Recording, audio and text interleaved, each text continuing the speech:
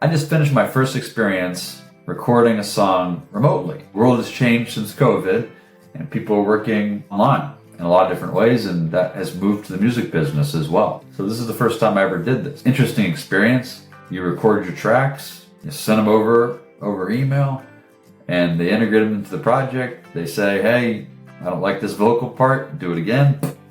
Or I don't like this guitar part. What's missing? Maybe we can add this part. Back and forth, back and forth, back and forth.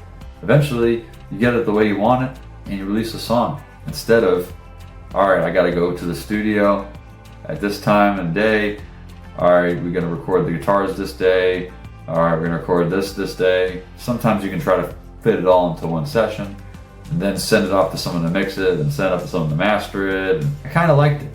You know, it was more of a slower pace. It didn't feel as nerve-wracking and as intense as when you go into the studio, because usually when you're in the studio, it's by hour.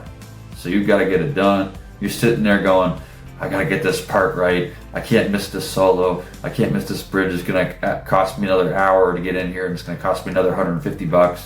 I mean, it's just terrible. Versus nowadays, you can go online, you can find a producer, you can find someone else and say, we're going to spend $750 to do this song until the end, no matter how long it takes, within reason.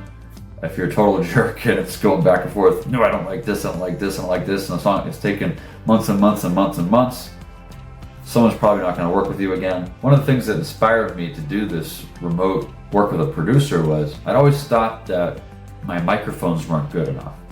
I'd used SM58, Beta 58, a Sennheiser E58, as well as I have a Rode NT mic. I never really liked the sound I was getting. A lot of that was honestly my misunderstanding of acoustics in a room, and I was getting way too much reverb and reflection. When I started adding blankets and editing the sound, I basically made my own fake vocal booth with blankets hanging around everywhere. Used a dynamic mic instead of a condenser mic, and man, did that make a big difference. I remember reading that Bono only liked using SM58s or Beta 58s live or in the studio. And I figured, if he can make it work, I think I can be able to make it work. His voice is a little higher than mine, but I should be able to get my voice to work in the same register.